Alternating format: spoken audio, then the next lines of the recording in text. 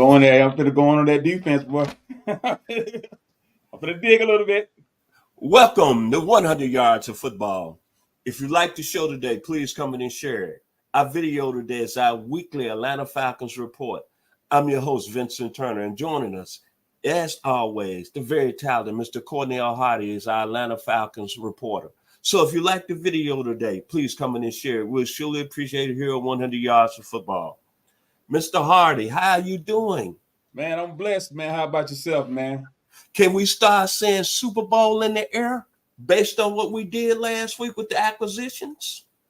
It's floating, boy. I am so excited. I'm excited, man. I'm happy, man. We talked about it now. We talked about it. We talked about Justin Simmons. I said we need to solidify that edge rusher before we try to capitalize on getting Justin Simmons. And I guess, Fontenot, you the man again. We figured it out. Now we got two Pro Bowl players on our team, and you know what? I'm excited right now. I am excited. And the first guy that we signed, I believe, last Friday, Matthew Judon. Just tell us right there in the audience, how much is that going to really help this football team? Because the Falcons have not had a pass rusher since 2016, the Super Bowl year with Vic Beasley. Okay, let me tell you a little bit about Matthew Judon. First of all, in 2021, he had 12.5 sacks. In 2022, he had 15.5 sacks. Now, last year, he got injured. But before the injury, he had 10 solos and 4 sacks. However, the situation is he's a machine. And what I mean by that, his motor keeps running off of the edge. And this is something that we have never had in a while with the Atlanta Falcons organization since we had Vic Beasley when he had that season when he had 16.6 sacks. And we have not had other successes as far as when we draft somebody during the draft, which was a Jamal Anderson. Everybody remember Jamal Anderson that came out of Arkansas. He was not pretty much successful. But with Judon, he came out of Grand Valley State College. You know what I'm saying? A no-namer. But let's think about it now. Judon came from the Baltimore Ravens. When he was at the Baltimore Ravens in 2019, his sacks, in 2019, he had 9.5 sacks. And then in 2020, he had 6.0 sacks. But when Belichick took him from Baltimore, brought him to the New England Patriots organization, developed him, changed some schemes, the proof is in the pudding. Now, we got him with the Atlanta Falcons organization. For 1 year, understand, we took his contract. He got 1 more year left of his contract. However, he was looking for a new contract with the New England Patriots. We gave them a 3rd-round pick, and we got a 4-time Pro Bowler. And what I respect so much about Judon is what he said. He pretty much said is that I have to prove myself in order to get a new contract.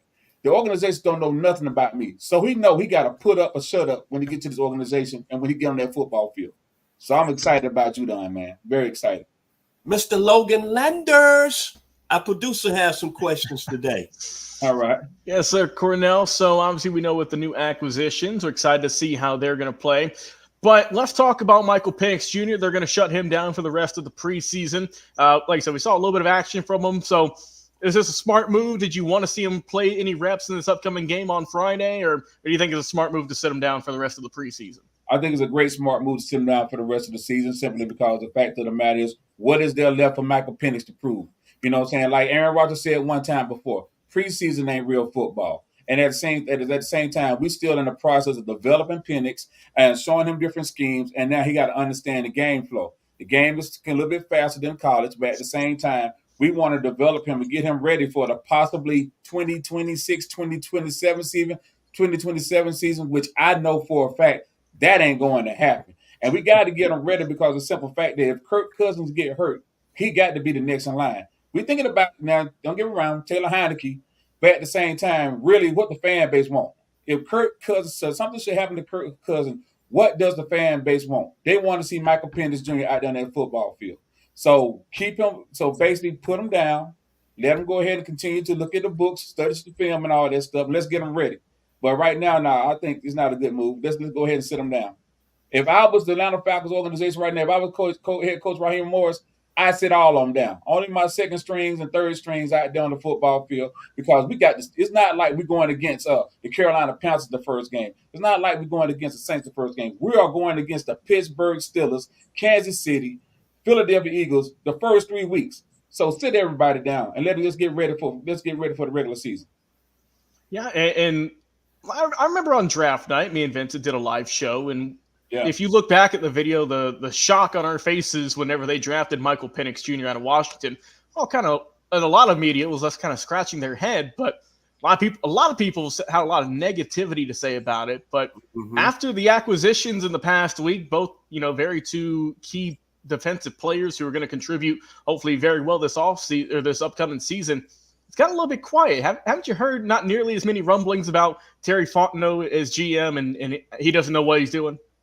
It has got very quiet, very quiet. Because think about this: even before Penix Jr. even got down to preseason and played, we done sold the PSLs, the private season license, the season tickets. Season tickets not sold out. We acquired Kirk Cousins, and then at the same time, we were still uncertain. We were still uncertain about who's the next people that's coming in. We got Raheem Morris here, the coach, Zach Robinson, the offensive coordinator. But at the same time, we still don't know anything about the players, about the coaches, or whatsoever. But however, at the same time, okay, we just want to see the pick that we got, what he can do. Okay, we can see he got an arm, he can throw the ball, he looked pretty good in the preseason. But we understand we got Cousins, and we understand we got a solidified backup quarterback. We did not have that for the past 2 years. Desmond Ritter. We had Desmond Ritter. Mariota, Desmond Ritter. With Desmond Ritter, Taylor Heineke. Come on, come on. We got a valuable backup quarterback, whether it's Heineke or whether it's we really want Michael Penix Jr. to step up, and let's see what he's going to do. So basically, yeah, things have been very quiet on the home front, and at the same time, people is like kind of okay because we got a backup quarterback. We got we got running backs. We got running backs. We got wide receivers, and now we got an edge rusher, and now we got another safety. We okay. The fan base is going to be okay. You know what I'm saying? People are going to be tailgating. People are going to buy tickets. People are going to be watching. People are going to be watching the football game and watching the Atlanta Falcons. They ain't going to be trying to change no channel to watch something else, man. It's something. It's must see TV every Sunday, Monday, or whenever the Falcons playing. It's going to be must see TV. Vincent, back to you. Mr. Hardy, Yes, sir. you brought up a good thing that Logan brought up. He brought up something about the offense. Yes, sir. On the scale, I say 1 to 10. Before the season starts, how good can this offense be as far as scoring points and gaining yardage? Man, this offense 1 through 10. 1 through 10. I give it a 7. I give it a 7 right now with the potential of going to a 9.5. And it starts with number 1, Kirk Cousins. Number 2, because we know Kirk Cousins is gonna get that ball out. He's gonna get that ball out of his hands quick. Number 3, the wide receivers catching that ball. Because that ball's gonna be there. You got to catch it. You can't drop it. And number 4, execution of the plays and execution of the run. Simple as that. It all starts with the head, and the head is Kirk Cousins. Which rookie has impressed you the most that's going to get some playing time coming into the 2024 season? I tell you what, a lot of them have that guy from Illinois. I think it's Washington, that wide receiver. KC Washington. KC Washington. He looks very impressive to me, and he hasn't really got up to his full potential right now. I like KC Washington a lot, on the receiving corps because we do need a solidified deep threat, solidified deep threat, which we already got Drake London, but we need somebody on the other side that's going to be able to do the same, have the same potential to do the same thing too. So I like KC Washington, definitely. How important are those first 4 games of this season? Because I'm hearing people saying that the Falcons have got to go 3-1, 2-2. If they go 1-3, then they say the fan base is going to be really up in uproar. How important are those first 4 games this year for the Atlanta Falcons? The first 4 games are very important. The best way that I can compare it to is the University of Georgia Bulldogs and any other top SEC team. Back in the day, they was playing these small colleges in the beginning to get revved up, get right for the season and all that stuff. Back in the day, the Falcons had different games, but they was not strength. It was like strength of scheduling. But the thing about it is that with the Atlanta Falcons going against Pittsburgh, Philadelphia, Kansas City, those top four teams, with the possibility of them being they have been playoff teams in the past couple of years. So therefore, the Falcons got to do their homework. Number 1, They got to get physical and they got to be intense the first 3 games. If you can pass that test right there, the rest should be okay because I promise you, during the playoff season, NFC teams they may be going against them again, but also too the AFC teams you may be seeing them again in the Super Bowl, but you got to get there first. That's the most important thing right now, getting there. Final word today on our Atlanta Falcons weekly report, as Mr. Cornel Hardy is going to be joining us week in and week out. And I'll tell you this gentleman right now, looking at him on the screen, he's looking good, but he seemed like he's going to be very happy. I know he's going to every game. I'm not going to say that. I'm going to say that quietly so he could talk. But final word today. After all the acquisitions that's been made in the offseason, what Terry Fontenot and Raheem Morris are doing, what do you feel like you are as an Atlanta Falcons fan that got his father's team all your life? What do you feel right now for the Falcons and their organization going forward? I tell you what, being a DM and being the CEO and operational standpoint, I always been a Falcons fan. But however, as I matured, I got more so I was not like a Falcons fan. So I do apologize. But the thing about it is that I look at organizational leadership. I look at operations, and I look at the players that's on the football field, and I question why we had these players on the football field. However, at the same time, for what I see, I'm very happy. I'm very proud of what Fontenot did. I'm happy that they brought Raheem Morris back, and at the same time, I'm proud. I feel good about the acquisitions that we have. And one thing about it is that it's all about leadership. It's all about intensity, and it's all about productivity. If somebody's not doing what he's supposed to be doing, either you got to cut them, retrain them, or just trade them, one or the other. And so the thing about it is I'm excited because after we got off the call last week, and then they picked up Judon, I felt so good. I felt so happy. You know what I'm saying? It was like I just got a free banana split at Dairy Queen, man. I was so excited for that right now. So my thing is that my only concern was the defense. And when I seen what the defense did, what they did, I was done. I'm cool. That's the only concern I have. My only concern is the wide receivers as far as leadership and the defense. Now, from what I see, I'm excited. I'm happy. But do we have time? Can I go to the board? Yes, sir. Oh, boy. Here we go. Let me show y'all. Let me help y'all out. So right now, let me go to work. I'm about to go to work with y'all right now. Sorry about that, y'all. Simple. That's what I'm talking about. Is right here. When I look at the board, I look at the things that we have going on in the board. So if I look at safety, I got right now, I got Richie Grant. They got Richie Grant as the starting of safety. But guess who's going to take that spot? Guess who about to take that spot? Guess who about to take that spot? Justin Simmons is going to take that spot. So Richie Grant, how they do that? Bye. Going back to it, we got Bates at safety. Defensive back. We got Mike Hughes. But guess who's underneath him? Clark Phillips. I don't think Clark Phillips is going to sit down long. Clark Phillips might be a nickelback, one or the other. At the other DB, we got A.J. Terrell.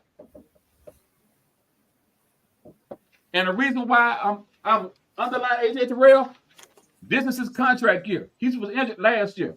And guess what? I think the Atlanta Falcons organization is going to go find him a DB that's going to be released or maybe a free agent.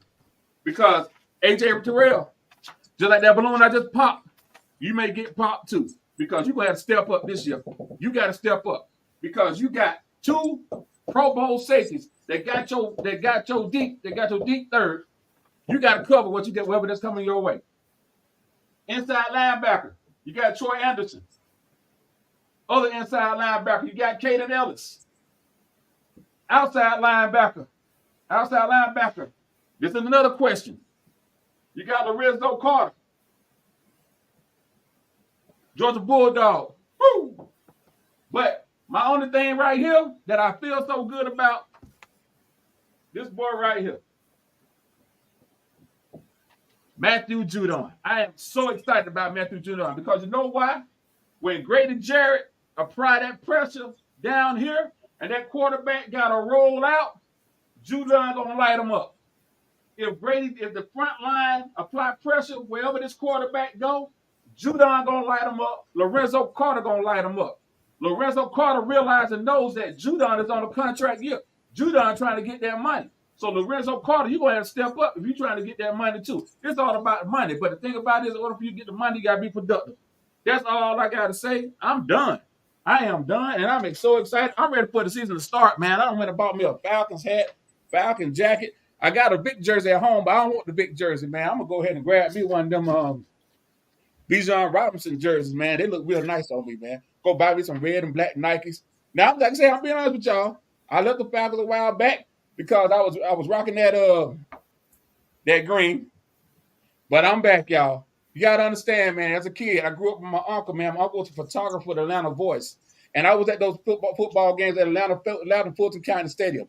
I watched Bobby Butler. I watched Billy White Shoes Johnson, Alfred Jenkins, William Andrews. I watched those guys, man. You know, Steve Bartkowski, Dave Archer. I watched these guys, man. And I was there, man, when everybody got excited. I was there when the team was losing.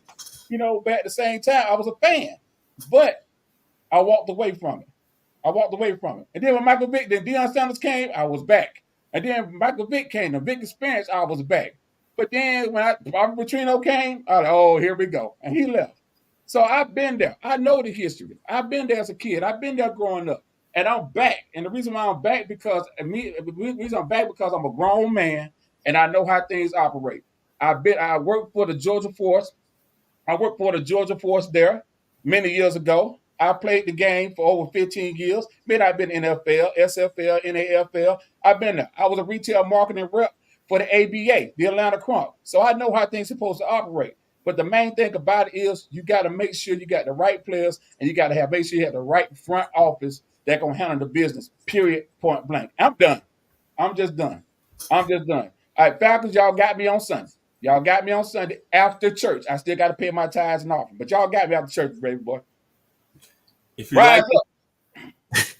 like the video today, please come in and share it. We'd like to give special thanks to the very talented Mr. Cornel Hardy, as he gave you a history lesson, and also he broke down the Atlanta Falcons, our passion he is as being an Atlanta Falcons fan for years.